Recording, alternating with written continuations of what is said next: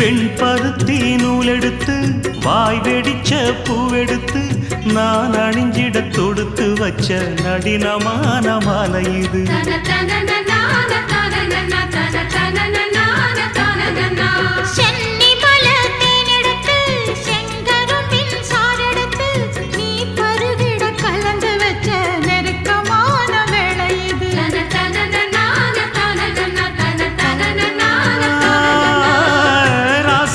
உடம்பிருக்கும் ரவிக்க துணி நானாக அன்னாடம் சூடி கொண்ட ஆசை வச்சாகாதா.